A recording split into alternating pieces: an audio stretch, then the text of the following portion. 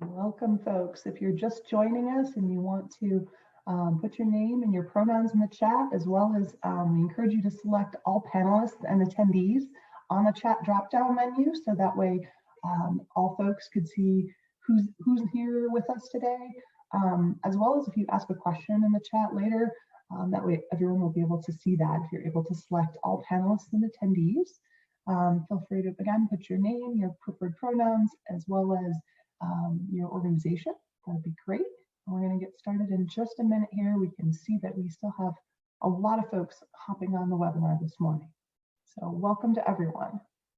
And thank you to the early birds who've heard me give the spiel a few times. We're also recording this webinar, so you will all get to receive a link to that recording. It'll be up on our YouTube webpage. And also we will send out a copy of the slides as well to everybody who is registered. So in case that question comes up, I want to let you all know that we will share those.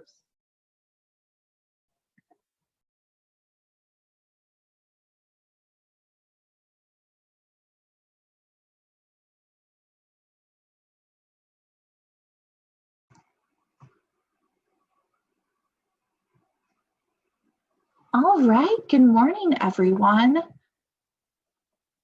Should we go ahead and get started with introductions, Brandy?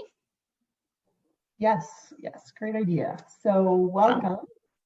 Did you want to start, Liz, or you want me to hop in? Go ahead. All right. Well, welcome, everyone. We do have some people still joining us. So feel free to introduce yourselves in the chat. My last spiel is click the all panelists and attendees on the chat dropdown so everybody can see who's here, as well as see questions later. My name is Brandy Waliga, and I am the Technical Assistance and Training Specialist here at Violence Free Colorado, and I've been in this role for a couple of years now. I am in charge of the OLC, the Online Learning Center here at Violence Free Colorado, as well as offering technical assistance support to programs out there, advocates out there. Whenever you have questions, reaching out to us is always an option. And a little bit about my background: I have worked with survivors of domestic violence and sexual assault for just over 21 years, which is a long time. But, you know, I've really, I've enjoyed this field so much, and I'm an advocate at heart. And even in this role, I still draw back on my most recent prior advocacy days of working for 8 years at non-residential DV advocacy role at a local program, an urban program here in Colorado. So just a little bit about me. Liz, do you want to introduce yourself?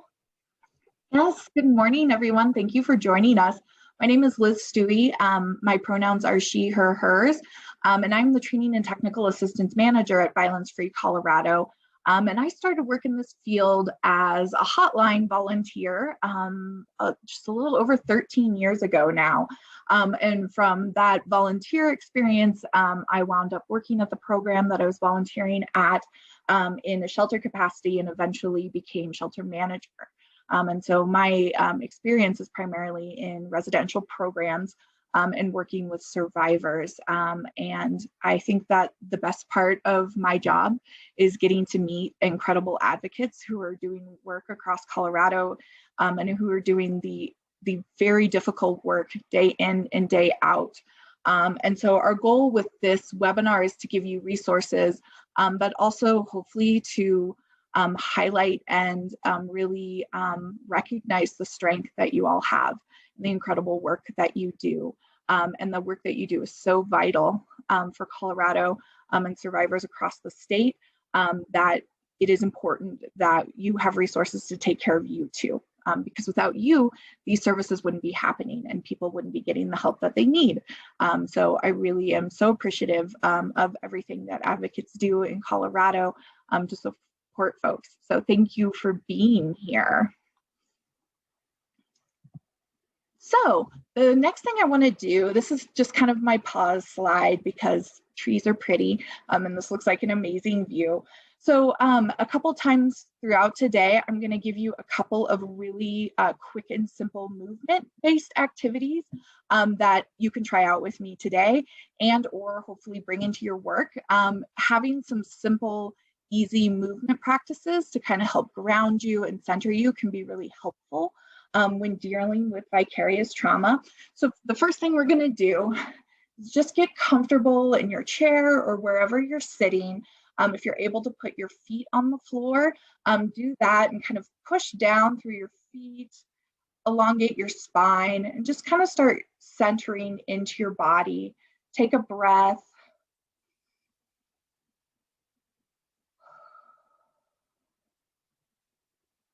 And then if you're wearing glasses like me, it's easier to do this with them off. What we're gonna do is, a lot of folks have tension around their eyes and in their face. So I'm gonna give you a quick thing to try if you're feeling a lot of pressure or tension in your temples. So we're gonna start by like rubbing your hands together really fast. And what we're doing here is just trying to generate some heat and warmth in your hands. And then we're just gonna gently cup our hands over our eyes. And you can do this a couple of times. So basically what you're doing is you're transferring that warmth, kind of giving your muscles and your face a moment to relax, consciously thinking about them and what's going on with them. That can just give you a moment. And so the best tip I can tell you for movement and grounding activities is find what works for you. So we'll try something else a little bit later. So now we're going to talk a little bit about what we're doing today. Just a quick outline so you can get a sense of what we're going to talk about today. We're going to talk real quick about what vicarious trauma is and why it matters. We're going to talk about trauma-centered and healing-centered approaches. We're going to talk about warning signs of vicarious trauma response. And then we're going to talk about what you do when you see those warning signs.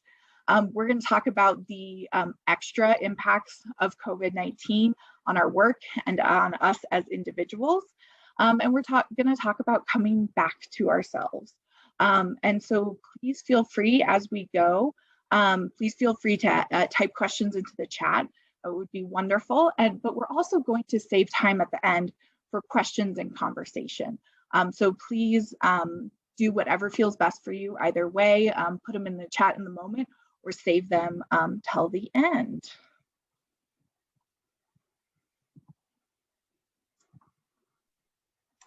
All right, so a couple things to know is that, when we were thinking about this training and planning it, we really are rooted in this book, Trauma Stewardship, an everyday guide to caring for self while caring for others. We've been able to send copies of this book to most, if not all, of member programs. So you all might have a copy floating around if you're a member of Violence Free Colorado. It's also a readily available book. And it's so rich and so powerful in terms of the honesty about trauma and our own experiences of it.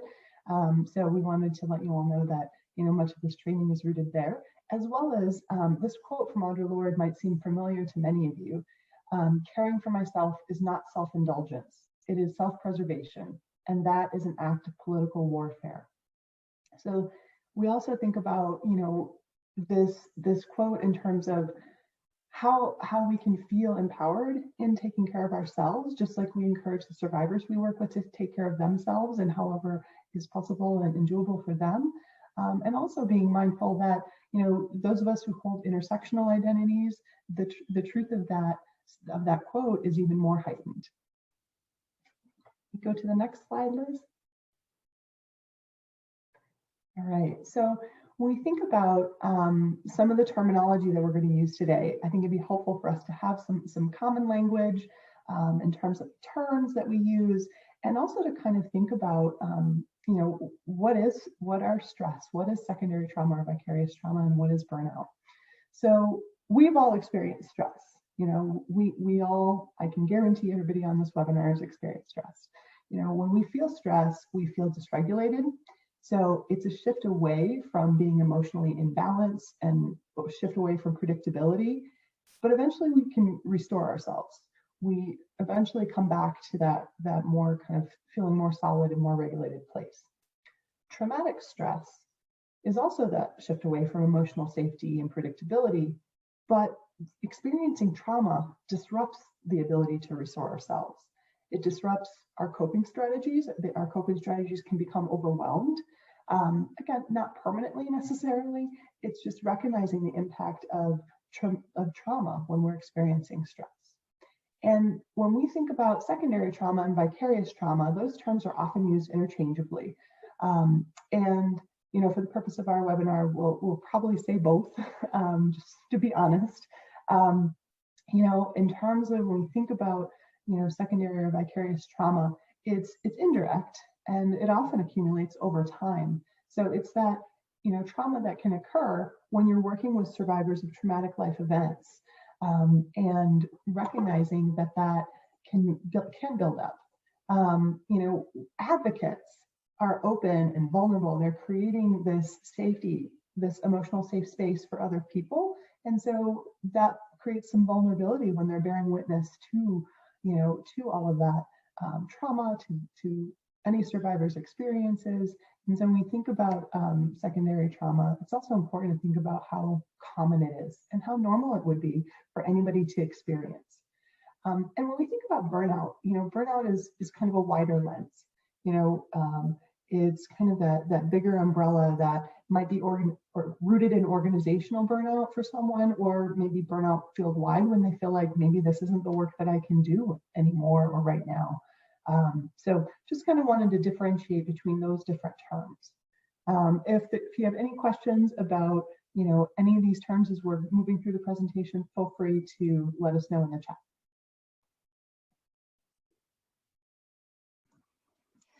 So this is probably very familiar for a lot of you. I think that, trauma-informed information and knowledge has really become a part of our field and a part of a lot of different fields. The field of folks who help other humans in general, which is wonderful.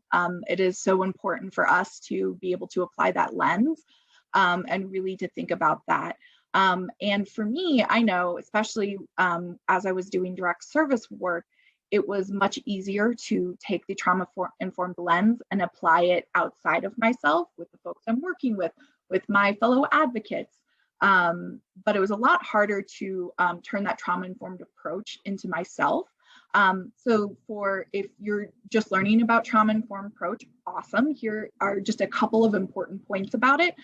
There are dozens and dozens of wonderful books and other resources out there.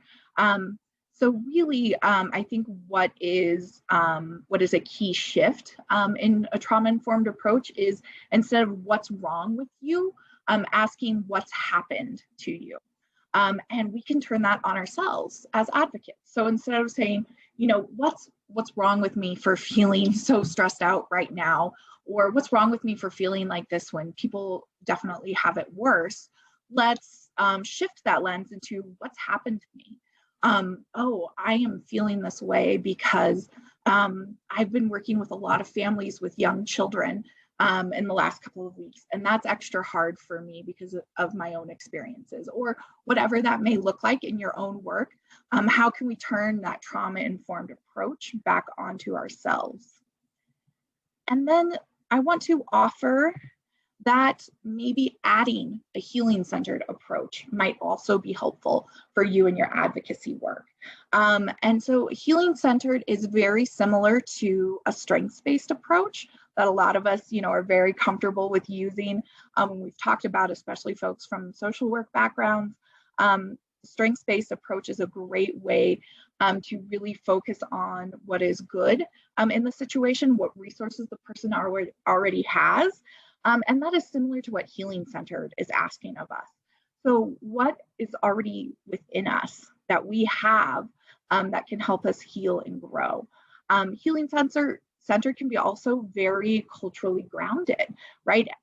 Cultures across the state of Colorado have their own histories and traditions of how they find healing collectively and individually. And so when you're taking a healing-centered lens to your own advocacy work, it is great to, tap into those experiences of your culture and your community.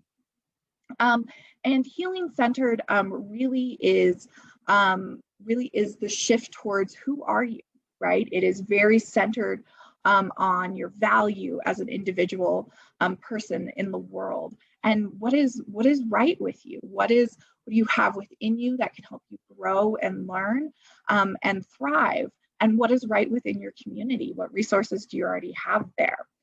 So I would just encourage you to think about this. I think that sometimes it can be overwhelming to learn about the trauma-informed approach because we don't necessarily have that counterbalance to it when we get to the point of like, okay, like I've been to a bunch of webinars on trauma in the brain, and I've learned about trauma response in the body, and I've learned about all these things, and then what?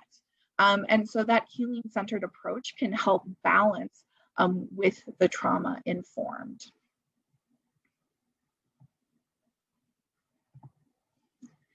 So we need both.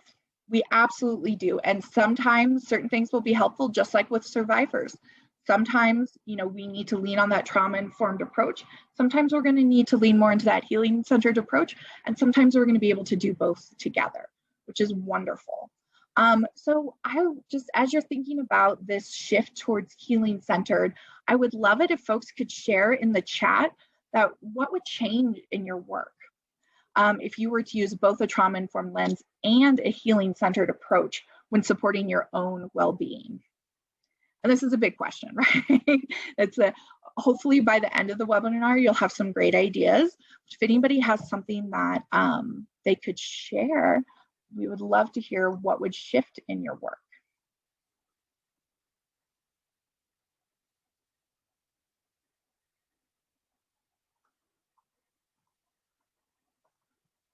Somebody has to be brave and go first. So just keep this question with you, right? Oh, thank you, Simone. Simone shared that I think I would feel more centered and connected even during the tough times. Absolutely, yes. The focus on healing can really help us bring our community into that work, which can be our community of folks that we work with, can be our broader community that we work within. It can be a community that we formed with survivors. Awesome. And Tara shared that there could be less fear and concern for outcomes and more confidence in seeking out resources and support. Awesome. I love that. That is just so true, that when we're really thinking about the importance of healing for ourselves, again, I think advocates are wonderful at thinking about what can I do to help the survivor and what can I do to support them in their healing. But we have less practice, right? Turning that lens back on ourselves. So awesome. Thank you, everyone, for sharing. And so please keep this question in mind as we're going through this webinar and as you return to your work day.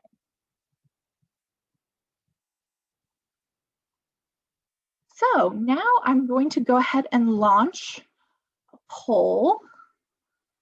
So you should get a pop-up with 3 poll questions. Excuse me, but we know that some folks can't always access the pop-ups depending on how they're viewing the webinar. So if you want to share in the chat box, I've also put the questions up on the slide. You're also welcome to share there. And the poll is anonymous. I don't know who, we're not collecting who answers what. So we'll just give folks a couple of quick seconds to answer.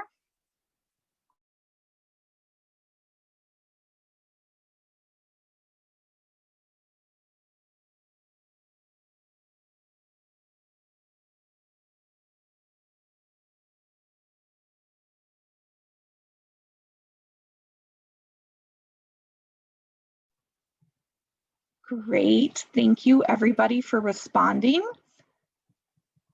So I'm going to go ahead and close the poll right now and share the results with you. So in the last 6 months, I have felt helpless or hopeless at work.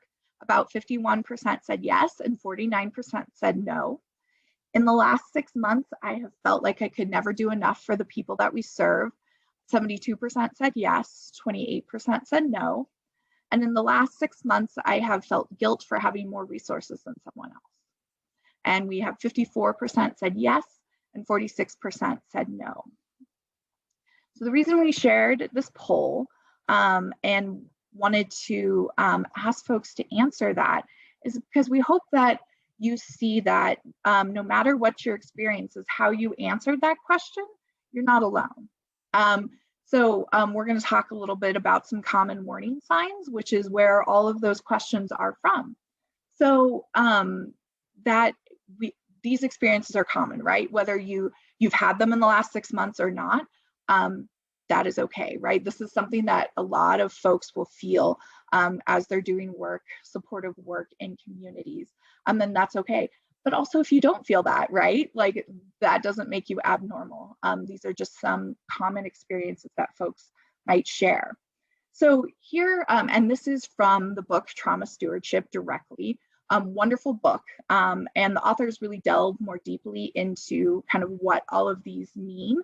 But we wanted to share these for a couple of reasons. So one, I think one of the goals that can really help make advocacy more sustainable over the long term is when you start to recognize some of your warning signs. And your warning signs may not be on this list, right? This is not an exhaustive list. You may have your own warning signs that you've learned about yourself. And I actually think of warning signs, sounds like a scary word, but I actually think of warning signs as a gift, right?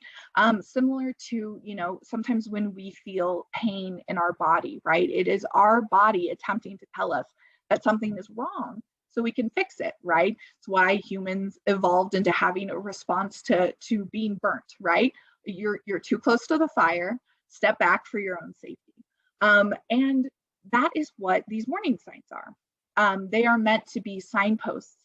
And as we learn more about them and as we get better at practicing using that trauma-informed and healing-centered approach with ourselves, we can start to notice them sooner and sooner and really dig into that healing approach in order to help ourselves kind of recover from that experience. But these are just the most common 16. I feel like I've probably felt all of these at some point in my career. So we wanted to share those with you so you have kind of some things to look for in your own experiences that might give you a clue that you need to slow down, take some time for yourself, maybe reach out for support. And we're going to dig a little bit more into some other things you can do as we go forward. Does anybody have any questions about that or about these approaches?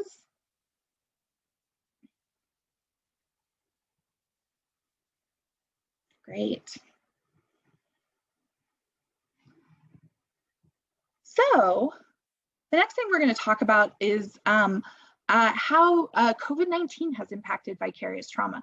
So there's kind of two sides to this. So COVID-19 has intensified the types of vicarious trauma that we already experience in our day-to-day work, and it has added new vicarious and primary traumas into our world.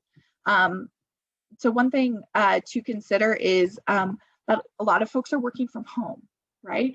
And if that is a new situation for you, that's very different. And it can be different having no separation between your work and your home life. It can also be different, if you're doing video calls with folks from home or talking to folks on the phone, receiving that vicarious trauma potentially while you're in your home can be a very different experience and can challenge how you're able to relax and experience your free time at home.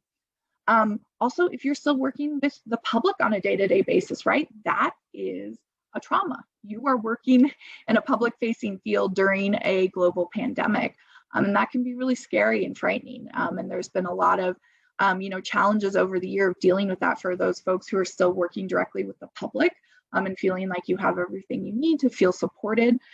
So that can be both a primary or a vicarious trauma. And then there's the trauma of the people that we've lost to COVID-19.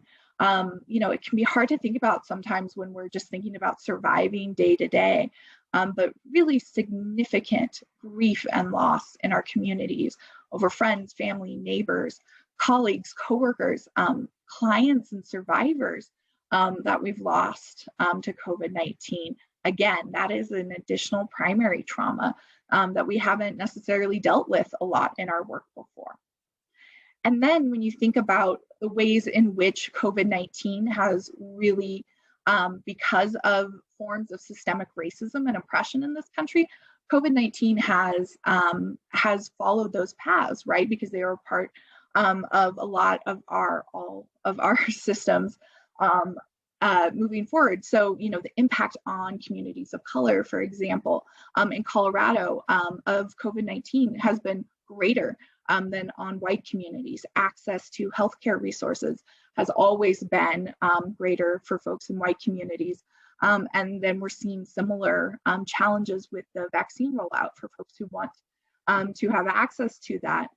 It isn't always an equal access between communities. And so COVID-19 has really, I think, shown a lot of those fault lines and, you know, continues to follow those paths of systemic racism. So as advocates, that's affecting the people we work with, it's affecting the people we serve, and that intersectional trauma is very real and very serious, and things that we need to be both addressing on an interpersonal level in terms of providing support and help, but things that we also need to be addressing on a organizational, institutional, and societal level as well.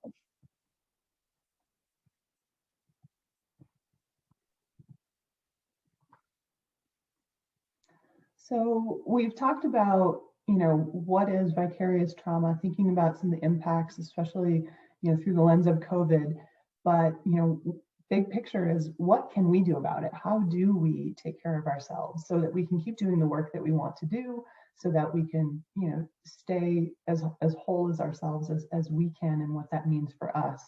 And one thing that's really important to remember is that there's never going to be one right way. There's no recipe. There's no, you know, it's usually a combination of things. It's not going to be just a one and done. So, you know, I think it's important to think about, there's a lot of layers to the things that we can each do individually. Can you go to the next slide, Liz? So one thing, I don't know about all of you, but I have never been able to wish away vicarious trauma when I've experienced it. So, you know, I think it's important that we're honest with ourselves about it when we are experiencing some of those symptoms, like on the previous slide with the 16 different things. So being honest about transforming it, you know, really thinking about, you know, I can't wish it away. So what can I do? And these are not in any particular order. Okay, there's not a hierarchy here or any kind of prioritization, just some different ideas. And really starting with being aware of our own needs. So, and this is true for us as humans in general, right? Being aware of our own needs. What does it feel like when we experience our emotions? What are our limits? What resources do we have access to? And what does it look like when we're resilient? So that's kind of our normal being space. But when we're experiencing some of those vicarious trauma symptoms, this is heightened, you know, thinking about how do I actually turn that lens inward? You know, like Liz mentioned earlier, we're attuned and we do our work and we can do it so well, and we can think about all the people we can help and support. But when we flip that lens around, sometimes it's harder. So another thing to be aware of is, how do we be open to and take in all different kinds of information? So we might have, you know, our cognitive pieces. We might have our thoughts about, am I experiencing anything on this list? Where am I at with this? What am I experiencing? Our bodies can tell us things and give us lots of information, and that's also really important to listen to our physical bodies around how are we experiencing trauma? Where in our bodies are we experiencing trauma? As well as our intuitive self. So even if you're not sure how to say it, explain it, or exactly what it is, intuitively knowing I'm off, something is off, and this feels deep. This feels like something that is bothering me at my core. Recognizing that, again, those symptoms of vicarious trauma are common. So really thinking about, in terms of transforming some of those symptoms, giving yourself an option to ask yourself questions like, what does help me to regulate and reset? You know, what am I already doing? What are the things that already rejuvenate me? And is there something else I'm open to trying? And I'm going to guess that majority of people on this webinar have probably said that to other people a millionfold, right?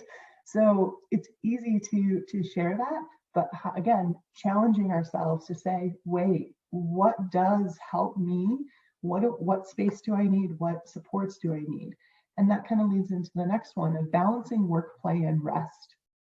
So not just work and play, we need rest. We need rest as humans, especially as advocates, figuring out what does that balance of work and play and rest look like. It doesn't have to be like a three-legged step stool or anything. It can look differently for everyone, but really making sure that there's that, okay, I can do my work. How do I separately give myself space to enjoy things and feel connected to other folks, as well as have time to rest? And again, we get to define those for ourselves. Then thinking about connection to self.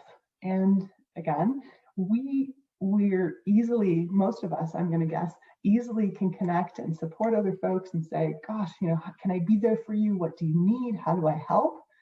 How do we do that for ourselves? How do we, especially when we're experiencing some of those symptoms of vicarious trauma, it's not always easy to say, wow, yeah, I want to connect with myself. Let me be with that. Ooh, no, it's about giving yourself permission to say, okay, how do I go inward? How do I give myself permission to say, this is an awful feeling, or this is an uncomfortable feeling, but I'm here. How do I shift this? So again, thinking about how do you ground within yourself, as well as what other folks do you want to connect, who do you want to connect with? Again, that can be, your own constellation of family, or created family, or friends, or coworkers, or any folks that you feel comfortable, as well as pursuing something that's personally meaningful. And that might sound super vague, but it's for a reason, right? We all get to decide what personally meaningful means. So for some people, that might mean having an art or a dance practice, or connecting through religious or spiritual community or practices, connecting to specific communities or groups of people that are really, strong supports. So again, being honest with ourselves around where do I ground myself? What's at my core? What's personally meaningful to me? And then when we're thinking about the work that you all do as advocates, for example, supervision is huge. Supervision is a huge support available, because again, this vicarious trauma is coming in through that work lens. So all the more reason to figure out, how do I access supervision as a support, if that's something you're able to do, and something that people who are supervising, so some folks who are on this webinar might be supervisors, thinking about how you can provide that for other folks. Can we go to the next slide? So in that vein of getting support from a supervisor, it's important for people who are in that role to think about, okay, well, if a supervisee is coming to me, how do I normalize that vicarious trauma is going to happen, especially in this field? And we think about, all of the survivors that we work with, think about all of the different layers of trauma. Think about the poll. One of the poll questions about, a great majority of folks on this webinar recognizing, like, I feel like I haven't been able to help enough.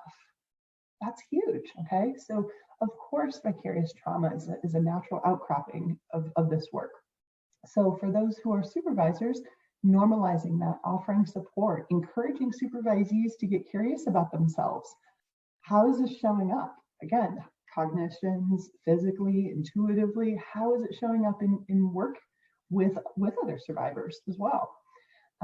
Supervisors can help support with encouraging, self-care, encouraging, what that looks like on that deeper level, on the transformative level of not just necessarily like, okay, take a day. It might mean, how do we talk through, like, what's going to help you, do the things you need to do to feel regrounded? And that includes leading by example. So supervisors also getting the supports that they need, and getting, making sure that they're feeling comfortable and confident in supporting other people, as well as getting the support that they need too. And I think another huge one is identifying training opportunities for high stress issues. So we think about,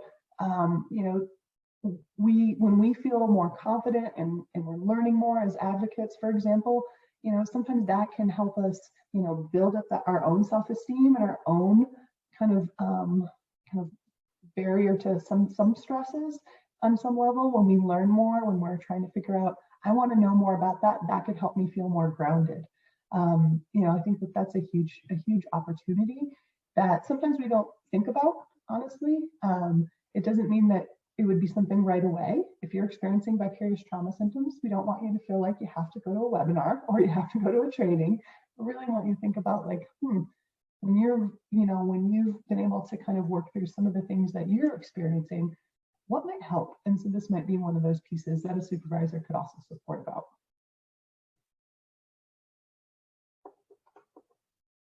And Liz just put something great in the chat box. I'll point out to all of you, if you're looking for training and support or a particular topic, please feel free to reach out to us because we can always offer support with that. Can you go to the next slide? So, one of the things that comes up is there's a question about, how do we handle stress? How do we manage it? So this is also from the book around traits from quote unquote stress resistant persons. Now I want to be clear. This is also not a recipe. This is not an ideal or something that, you have to be inhuman to experience. It's more about recognizing that over time, we can recognize that there's certain things that help us withstand stress, withstand whether that's stress, traumatic stress, or vicarious trauma. So some of those things that pop up, throughout different research is a sense of personal control or autonomy. So when we feel as humans, when we feel like we have a little more control and we have more autonomy over decisions we're making about not just work, but all kinds of life choices, that helps us feel a little more grounded against stress. When we are able to pursue some of those personally meaningful tasks, again, things that really are at your core, rejuvenating and nurturing, things that help you feel like you, those are things that help folks, have more of that resistance to stress. And then healthy lifestyle choices. There's no judgment on this. You all get to decide what healthy lifestyle choices means for you. There's not, again, a cookie cutter way that looks or sounds or can, that we have to think about it in that way. But even just feeling healthy, like, does this feel good? Like, how am I approaching my life that helps support me? And social supports. So again, supports can be in any form, really looking at, helping to feel more connected to other people helps us withstand some stress. Any questions about that? I'll keep an eye on the chat in case you have any questions about that, or we'll keep going. So one of the things that is within the trauma stewardship book, and if you can't tell, Liz and I are huge fans of this book. It's an amazing resource. And at the same time, there's also other amazing resources out there, so we don't want to discount those. But, a huge piece about thinking about vicarious trauma is, again, how do we come back to ourselves, okay? How do we think about, in terms of the author, thinking about 5 directions. And so that's what this slide is depicting.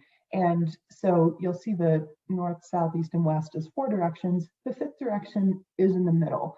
So, and it could also be the first one, if you think about it. So centering, a daily practice of centering myself. And so that's going to look different for everybody, okay?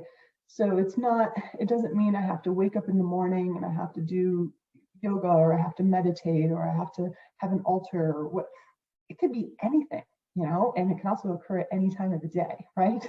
But some way that helps you think about, how do I actually ground myself? How do I feel like me and center myself in order to be able to go out externally and do the work I want to do?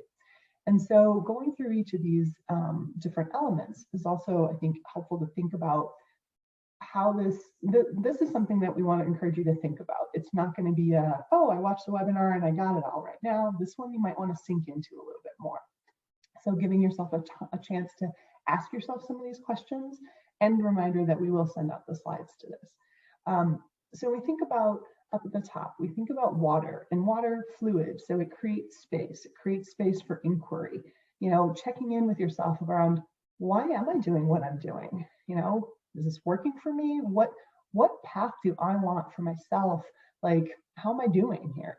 Sometimes we can get in a groove and we might be like, okay, this works for me. This is the work I do, and that's it. And then sometimes the groove turns into a rut. So we have to ask ourselves, wait, is this the work that I want to continue doing? Like, what's motivating me? Is this even working for me? So important just to ask. And then we think about, fire, the element of fire, and how that can be focused. So choosing our focus and using that energy. So asking ourselves, where am I putting my focus? Where am I going to put that energy, that fire? And also being honest, what's my plan B? Do I have a plan B?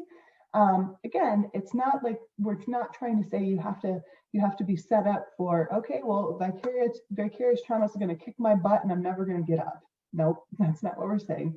What we're saying is being honest about the impacts, being honest that sometimes this work is a struggle, and that, again, that's very common.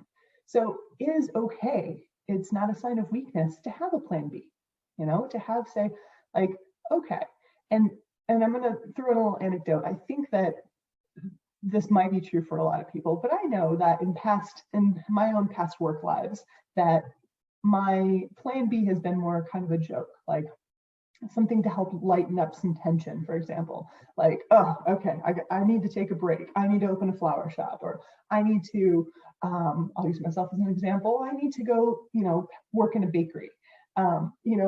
Sometimes those can feel like lighthearted things, or they can feel like in the moment, like I need a break to do something totally opposite, right? And other times we actually need to do them, So again, I'll disclose that for some of you, you might know that I actually did become a professional baker for a while. I was doing a little domestic violence advocacy on the side, but I also needed to take a break from the field for a bit. So again, it's okay to have a plan B, and it's okay to figure out where you want to put your energy. So hopefully that makes sense. Feel free to ask questions about that. We think about, so it's cut off here at the bottom, but the southern part is, that element is earth, and that's building compassion and community. So that's foundation, okay? When we think about earth, we think about some sense of solidity. So creating a microculture, really thinking about, how do I practice compassion for myself and for others, and what can I do for large scale systemic change? So again, sometimes we recognize we're working within systems that we see survivors struggle through, and then as advocates, we're also struggling through the same system to support people through that system. Maybe that's not working so well. So thinking about it from that foundational piece, from the sense of the element of earth, and creating, working with compassion for others and ourselves. What can I do to help make change? And then the last element, air, finding some balance. So thinking about, how do we move energy? How do we move energy through ourselves? How do we engage with the other parts of our lives outside of work, as well as practicing gratitude for what we're able to do? Again, that's going to look differently for everyone, especially in times of COVID, of the things we can and cannot do, right? But really thinking about, how do we let ourselves be present with ourselves, and have an opportunity to, have movement, find some balance within ourselves. Okay, can we go to the next slide? All right, and as Liz mentioned earlier, thinking about moving beyond just self-care. So I am sure that we've all heard that phrase, self-care, right? Like, we've said it, we say it to each other, we say it to ourselves, we need to do self-care, blah, blah, blah. And it's so important, okay? It is massively important. And it's not enough without another layer, right? So if we are just thinking about, okay, well, if I just focus inward, focus on myself, everything's fine, right? Not so much, right? When we think about, how do we create kind of lasting change and forging things that are, institutional societal change, we think about things like community care. And so, thinking about, self-care, we need that. We need to fill our own tank. We need our own fuel and nurturance. We think about community care, it's about widening that lens. It's about creating, we want to create access to resources and create more resources for everybody who is in need of them, as well as, all members of the community at any given time. What resources are there? So community care it's that wider lens. It's moving beyond individualism, kind of that habit of individualism, and kind of thinking about it through a social justice lens and thinking about like large scale and small scale actions. So community self-care can look, there's so many ways that can look. In your neighborhood, it might look like, I'll say that in my neighborhood, there's a free library down at the end of my street, but the free library actually turned into a free food pantry. And so that's kind of a lens of a little example of community care, just localized, just on my street, in my little neighborhood, because folks came together and just decided to start putting food there because that was a bigger need than the books. Books are still there too, though. But we can also think about, again, how do we support institutional change? That's that even bigger lens. How do we address systems that we know are causing harm? Again, unless we fuel ourselves with self-care, we can't go do those bigger things necessarily. So again, we do need them both. But it's important to also think about how do we do things that nurture us, and how do we create ongoing change moving forward? So again, if there's questions, about community care and self-care, feel free to type those in the chat. And I think that later on we'll also have a link to one of our webinars that we did about that too. Yeah, and I really just want to add and emphasize that community care can be a great perspective on an organizational basis. It can help us think about equity and support within our own organizations. I often think that that's the place where we can make some of the most immediate and impactful changes on people's work lives. And so, really an example of thinking about self-care and community care would be, for an example, an organization saying that folks are able to, use their sick time, their wellness time, to help manage vicarious trauma, right? Some organizations have moved their wellness policy towards that, which is wonderful, right? And that can be a form of self-care, being able to take a day off to be able to rest. But the community care aspect of that is, if somebody takes a day off in the organization, and it creates a really strong impact on other folks, meaning that, other folks have to, step in and answer the phones, and maybe there's not enough coverage. If we are not helping folks really see that they can take the day off, and that we can bring in folks and that we can cover the work that is happening, people won't take that time off, right? Advocates we're not in this work because we're getting rich, right? We're in this work because we want to help folks. And if we feel like taking time off is going to hurt folks, and or potentially hurt some of our coworkers, that is less likely to happen. So how do we bring in that community care? How can we give folks enough support to really feel like they can take time off? And how can we bring that up and talk about that in supervision? Because maybe, I know I've done this. Maybe folks have the wrong impression about the impact taking time off leaves. Maybe it is actually okay when they take time off. Maybe it is totally fine that other folks are covering the crisis line during the shift, but they have a different perspective of it because that's harder to see through vicarious trauma. So I just wanted to give an example of, a way we can do that within our own organizations. That's awesome, Liz. Thank you so much. We can move ahead. So, we brought this up earlier about thinking of how, especially now, through the lens of COVID and again, eventual shifts back into different types of works once more folks are able to get vaccinated. But when we think about how to create that separation from work and then your personal life in your home, if you've been working in your home, this is big, because when we think about the idea of that separation, again, as Liz mentioned earlier, a lot of times many of us have had that opportunity to have space, right? I might experience stress, traumatic stress, or vicarious trauma in my workplace, but I can go somewhere. So when you don't have that same shift space available, trying to figure out what are the options. And again, everybody's space is going to look a little bit different. Everybody's space is going to be populated a little bit differently too. And because that can mean family members, pets, kids, people that you're caring for, whatever that looks like. But when you're able to literally take, some physical space, like, can you work in one room or in one corner of a room so that you can shift later? Thinking about packing up your work objects at the end of the day, whether you can put it in a closet or behind a door or into a tote so that you can tuck it away.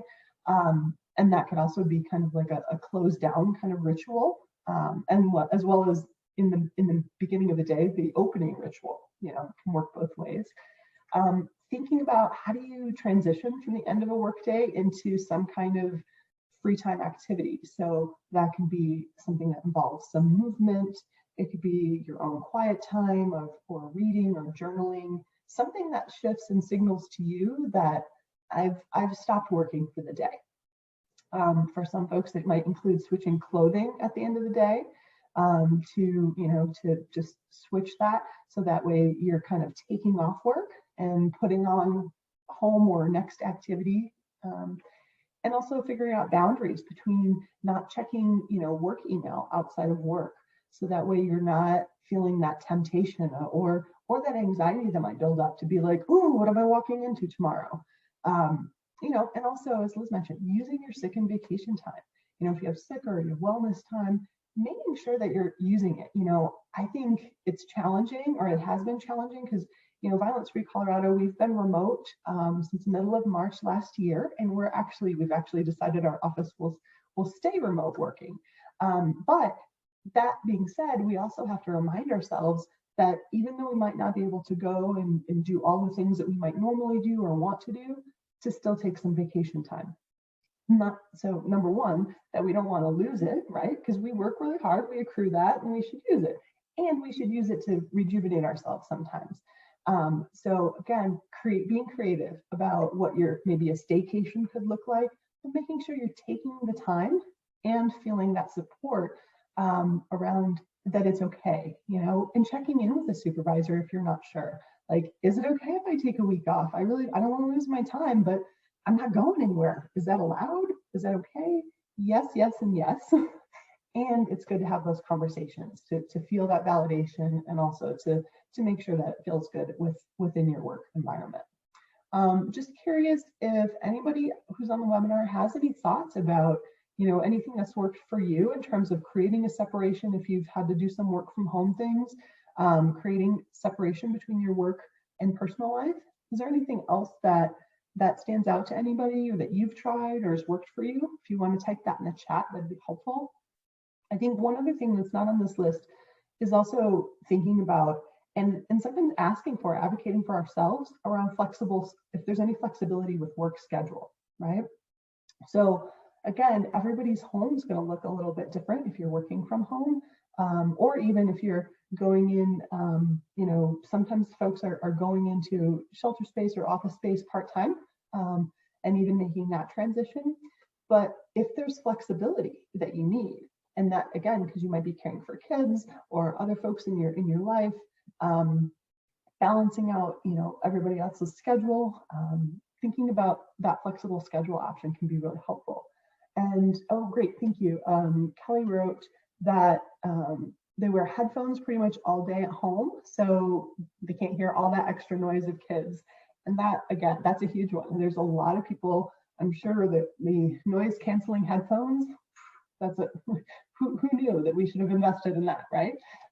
But what such a gift, right? That is so amazing. Oh, Simone said, I use different playlists to help me transition throughout my day. What a great idea. So if you're able to have playlists to listen to things that nurture you, to help you shift through things, to know how to transition into your day, how to transition out of your day, that's amazing. Same thing with if they're not too distracting, sometimes podcasts, right?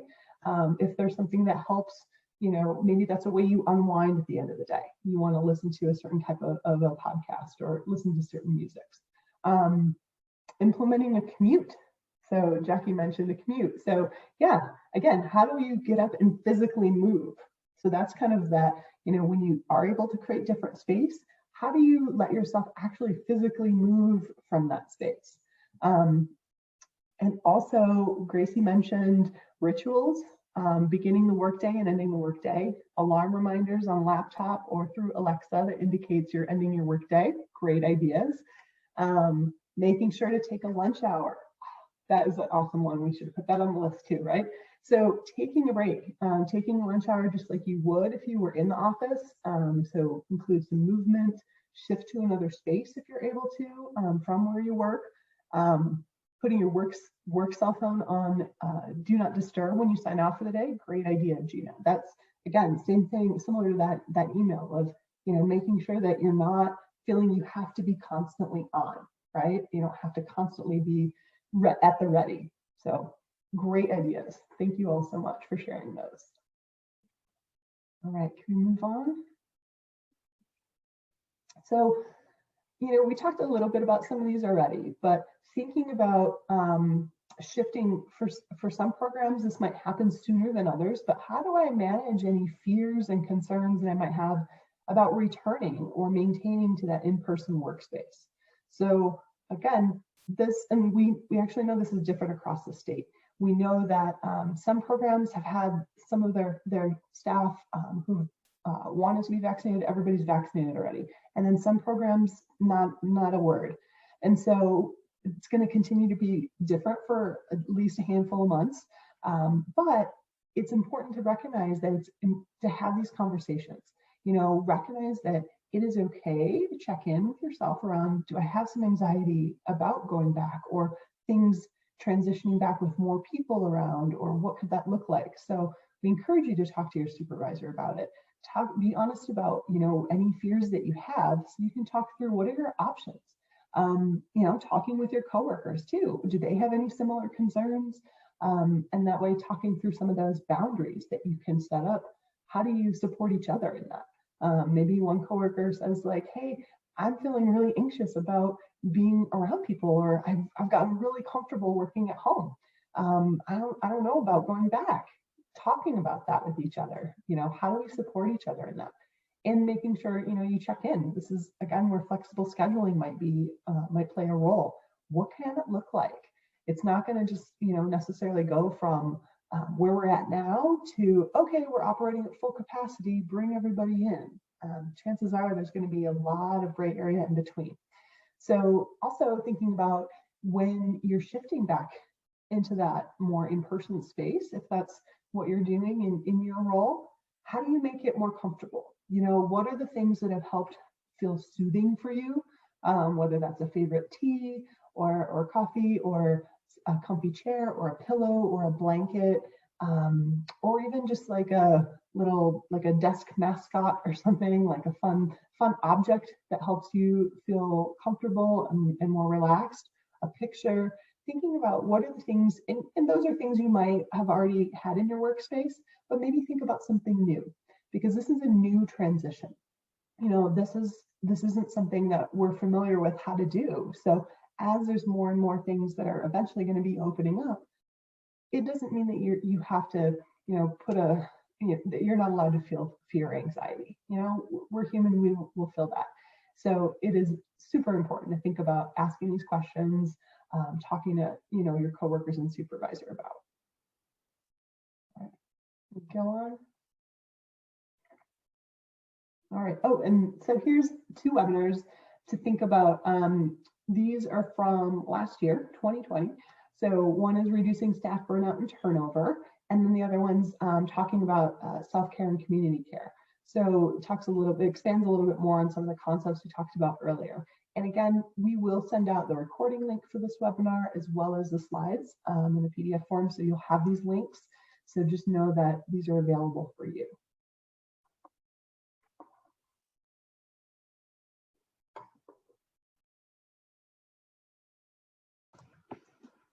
Great. So we're going to do one last activity before we shift into questions and discussion time.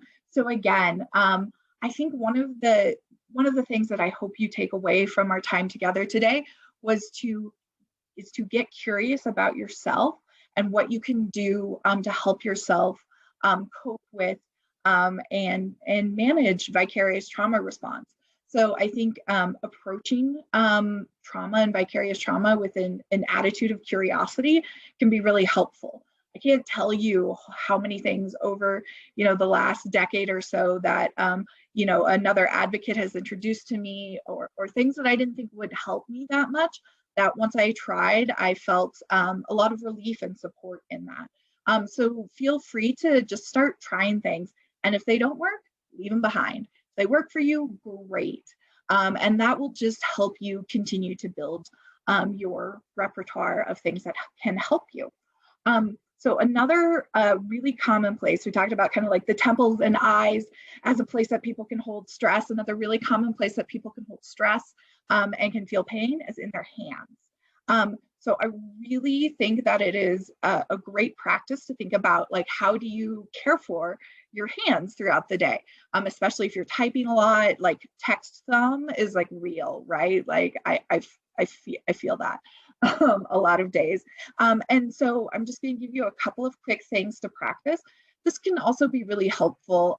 Sometimes just closing your eyes and breathing can feel really overwhelming, especially if trauma is really recent, or if you have, racing thoughts or anything like that. So sometimes it can be easier to kind of drop into a sense of feeling quiet and calm when you're physically doing something to kind of occupy your brain. So one of the ways I like to start is just kind of with your pointer and thumb massaging in between your other pointer and thumb, right? Like there's a huge muscle here, right? So that can get really sore. So just kind of play around what feels good. Find a spot. If you find a spot that feels good, stick with that one. And then switch hands. Just kind of work that through. So like if you're doing this at your desk, excuse me, you can close your eyes, take a couple of deep breaths. This is something I used to do with survivors if they had before they had to go into a courtroom, if they were testifying or they had to talk to a judge. This can be a helpful way to just kind of drop into your body. So another one you can try is if you take the same finger on each hand and press against each other. So you're just pressing down and kind of stretching both fingers in different ways. And then you can flip it over, get that stretch in the other side. And you can just work down all of your fingers, moving that way. If it feels good, again, if it doesn't feel good, don't do it. And you can just kind of play around and see what feels good. Another advocate that we've worked with taught us about finger holds, right? And this is, kiddos do this. They teach this to kiddos a lot too, but I actually find it really helpful too, is that you just grip and hold, right? And so that pressure connects you to your body, kind of brings you out of maybe, this can be helpful during spiraling thoughts. It can be helpful if you're trying to regulate your breathing or anything like that. And again, you can just work down your hand, like that pressure can feel good. It can feel comforting, something to try out. So, any questions about that? I really encourage you to try out lots of movement practices because they are so helpful, but you have to find the ones that work best for you.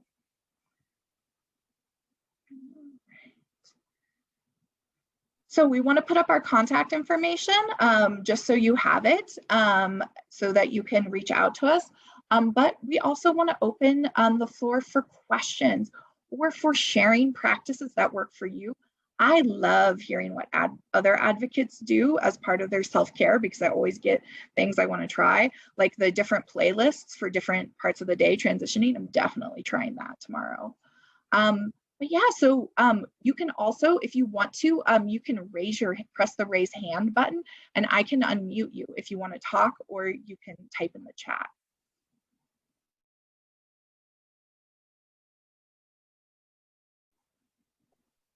Oh, great question. So we have a question in the chat about training opportunities on high stress issues. So yes, actually, Brandy, could you grab the link for Kathy's upcoming training? So we have a partnership with the National Center on Domestic Violence, Trauma, and Mental Health.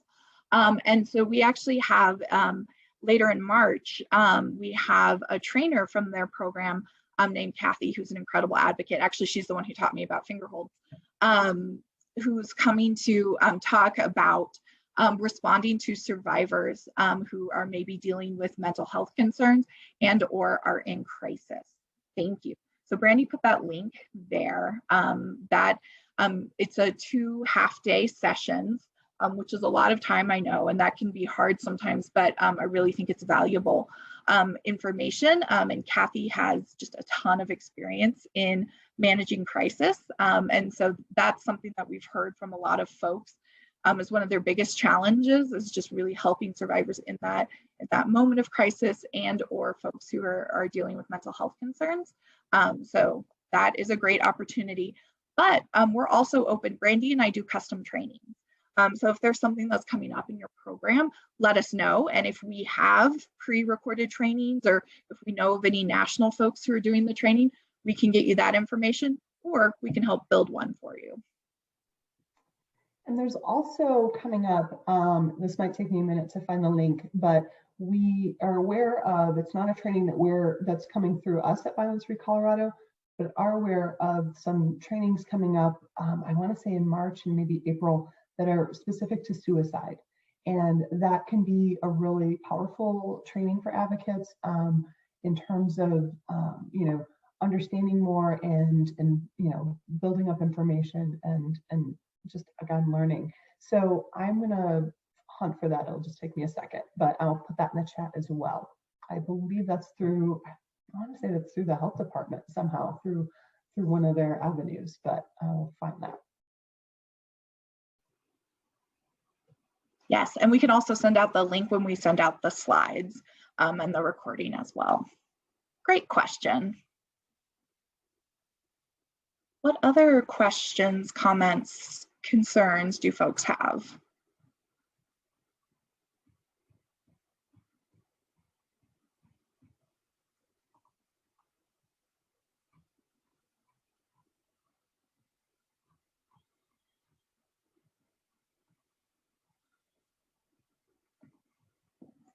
So does anybody have thoughts or questions specific to COVID-19?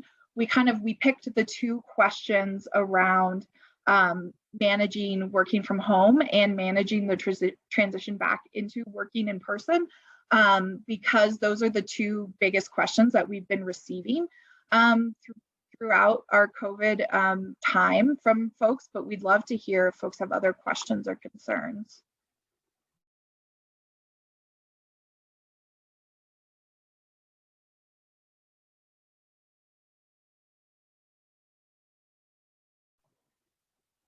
Awesome. Thank you, Alexander. Yes, I highly recommend. There's so much. If you think, like, after this, you're like, man, that's a really great start, but I want to dive deeper. Trauma Stewardship book, great place to start.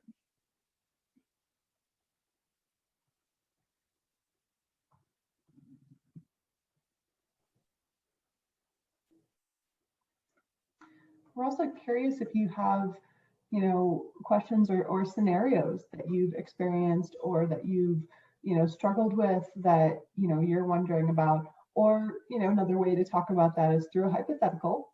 That is also a safe and no judgmental, kind of way. Recognizing that this isn't an easy topic to talk about, and we've kind of packed this time with a lot of suggestions, a lot of things we want you to think about, to take what fits for you. But we really also want to make sure that if there's any part of you that wants to chime in and feels, or if there's something you're feeling vulnerable about, you can always reach out to us individually too. Feel free to do that. And I think we have a question. Yeah, thank you. I am relatively, almost like I've been working in the area, like in the field for 2 months only. And I'm wondering, and I'm loving it, but I'm wondering if there's a time frame where you can start like really feeling the burnout or the trauma that I should be aware, like, because I'm asking this because I used to have a childcare and I burned out when I was like in 3 years. And they were talking about that, like usually it's at 3 years, then it's at 6 years. So I was wondering in this field, if there's like a time frame where I should be more aware. It's like, okay, it have been 6 months, like it's time to be more careful. And I don't know if I explained good my question. Yeah, that is a really interesting question. I feel like I have heard a lot of different things from a lot of different advocates as far as time frame.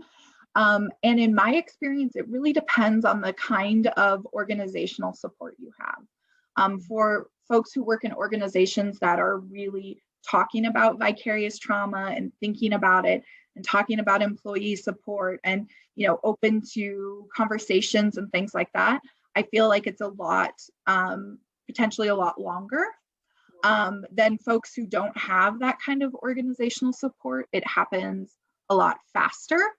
The first time I burnt out in this field was at a year. That's my own personal experience, but I think that it's really different depending on where folks are and what their experiences are. What do you think about it, Brandy? I definitely agree. I mean, it's really about figuring out where does support lie, and because it's through that lens of work, starting with work, if you're able to do that, if that's a comfortable place, if you have a supervisor you can feel comfortable talking to, or coworkers to try to talk through some things. And yeah, there's no magic timeline of where things will start or end for folks. And I think sometimes it can depend upon the impact of a vicarious trauma incident sometimes. So I think that's another piece of the puzzle of recognizing that sometimes something really egregious happens and really, really horrible happens, and then like, this has rocked me to my core and I need support around this, or I need some space. I need to figure that out. So yeah. I also think COVID has impacted that timeline, right? This is something none of us have really experienced before in this way. And so I think that is helpful too. I think honestly, what might be more helpful than thinking about timelines would be thinking about those warning signs. Like you could even like print out that slide of warning signs and like share it with your team and be like, okay, well, let's think about having conversations with each other. Like, are we noticing any of these things in each other? And then maybe we can use that as a point to start thinking about burnout. That might be helpful. Great, thank you so much. Yeah, thank you for the question. Looks like we have a couple other questions now. Any additional thoughts on negotiating the impact of working with clients experiencing high risk or unsafe situations? I think that, again, figuring out how do we, oops, sorry, my little chat just popped up. Thinking about how do you be present in your work, recognizing that we're in that when we're in that mindset, I'm here, I'm doing what I need to do to stay present and grounded, and as well as asking for support when I need it. And then also thinking about, reminding ourselves that we're humans and we're supporting other humans. Through that advocate lens, we're always going to want to do more, to do more, to be more, to offer more. And it's also okay to have a limit. So part of that's, recognizing, again, asking for support if you're feeling like, oh my gosh, I'm not doing enough. Like that's a sign. It's not necessarily one that made the 16 list, but I think that's a sign for a lot of advocates when you feel that when that feeling is present for a long time, that kind of pervasive feeling of like, I'm not doing enough, then having that check-in. Do you have thoughts on that, Liz? Yeah, no, I think that is spot on. I think that, it is so hard not to feel responsible for outcomes in other folks' lives, right? Again, like, none of us are doing this because it's easy or we're getting rich from it, because neither of those things are true. We're doing this because we really, truly, deeply care. And I think that is okay, right? Like, I think that's what makes us great advocates. But I also think we have to be really, really fair with ourselves about what we actually have control over. And so in high-risk situations, like really focusing on, what time do I have with the survivor? How can I really help them communicate their needs and support them and what they are wanting, without taking on the burden of the outcome of their situations, which is a lot easier said than done. It's something I certainly struggle with still to this day, but I think talking about it definitely makes it easier. So we have another, Corinna, I just want to share this because I think this is such a helpful piece, shared that she does her best to build their staff and advocates' weaknesses and magnify their strengths. But if we have a stressful day, we do a huddle the last hour of the day, and I let them know how proud I am of them. I'm always a student, never a teacher. That is really incredible, right? You can never discount how powerful it is to hear those words from another advocate. And a lot of times we are our own harshest critics. So having, a supervisor or another coworker, tell us that we're doing a good job is really powerful and really helpful. So thank you for sharing that. Yeah, and it looks like we have a great resource that was shared. And we can also include this in our follow-up email, but The Revolution Starts at Home, Intimate Violence in Activist Communities is another great place to start. Thank you so much for this suggestion, Encarnacion, and I apologize if I was not pronouncing your name appropriately. Says, I also recommend for all to dive deeper into history and frameworks of disability justice, healing justice, and transformative justice that come from Southern so-called United States QT BIPOC communities over multiple generations and hundreds of years of surviving and resisting all different kinds of violence. Thanks for bringing these legacies into the space and honoring where it comes from. Absolutely. So again, this is an amazing resource, and we'll definitely include that in the follow-up email. So thank you for sharing that out. And again, there's so many layers, and we do want to really highlight the fact that, when we're experiencing vicarious trauma as advocates, that's also going to look very different for those folks who hold various identities and intersecting identities. And so again, thanks so much for bringing up this resource, and we want to make sure we'll share that out too.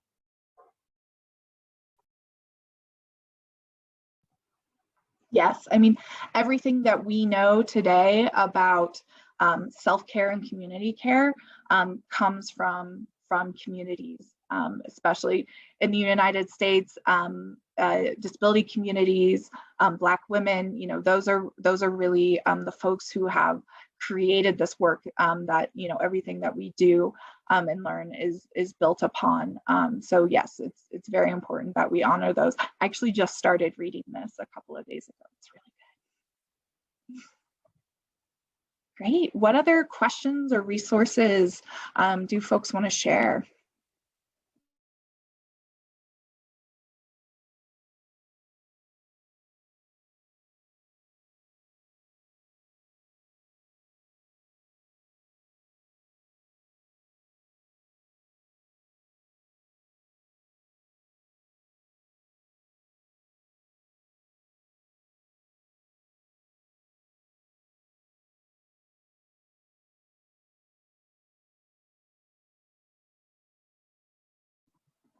So I love the folks that have shared ideas for what they do as a team of advocates and staff, because I think that building those healthy relationships and connections between coworkers can be so valuable. I mean, especially when you think about our work and confidentiality, right? There's literally nobody who can fully understand your work like your coworkers can, right? And so I wonder if other folks have ideas for what they do as teams to kind of build community in that way. Right. We've heard from a couple programs recently about how some programs are doing some virtual happy hours or virtual lunch hours, trying to make sure that, you know, still trying to do some connection. And when it's, depending upon what community you're in, for example, like if you're able to do anything out in person, that's obviously going to be a little bit different and more opportunity to connect. But is anybody doing anything that, you know, you're finding as a fun kind of connection or team building activity?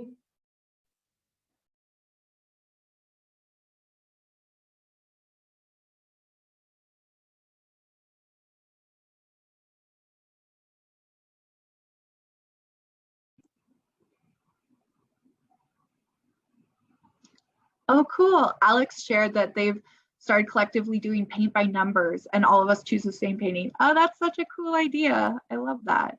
It's like those places where you could go to painting parties pre-COVID. So Kaylee shared, in pre-COVID world, we used to go on retreats together as a team, but now we do virtual lunches together, weekly virtual huddles with fun activities that help us stay connected. Awesome. Awesome. Oh, cool. Hillary said their staff is going snowshoeing tomorrow. Monthly small activities, afternoon ice cream, escape room. Yes, all great ideas. We had a program share with us once that they had like weekly self-care sessions. I think it was just like half an hour. And every week a different advocate shared what they like to do for self-care. So like one week they did a little yoga together. One week they did, you know, coloring together, like whatever that individual advocate liked to do was sharing that with the rest of their team. So they could all learn and try out different things together, which sounded like a lot of fun. Yeah, thank you all for sharing. You have been so wonderful. What a wealth of ideas and inspiration for each other and for us too. I think that's always helpful to learn more about what folks are doing. This is great. Yeah, and I think again, this is really that healing centered approach, right? You are all already doing this. Using the term healing centered just gives us a language to talk about it and share about it together, but you are focusing on what you already have, what your strengths are, and building those positive connections and relationships is going to go a long way for helping folks manage vicarious trauma. Reflective supervision. Yes, thank you for sharing, Simone. That is one of, evidence-based practices show that being able to share your experiences with secondary trauma, vicarious trauma, is one of the most powerful ways to help manage that response. So reflective supervision is a great thing. We have some more resources about it if you need them about supervision. We can definitely share those with you. And yes, I love this. It allows us to cope ugly in a safe and supportive space. Yes, yes, I love that. Acknowledging that coping and managing is not always easy or fun or pretty. But being able to be vulnerable in those spaces is so important. Ooh, vision boards. That's a cool idea, Corinna. Suggested we each choose one thing that we felt identified the person we were and choosing it to include on our personal boards. Yes, I love that. It's a point of self-reflection. It's a point of team sharing, getting to know each other. It's an arts and crafts activity, doing something with your hands, getting out of your head, all awesome things to try.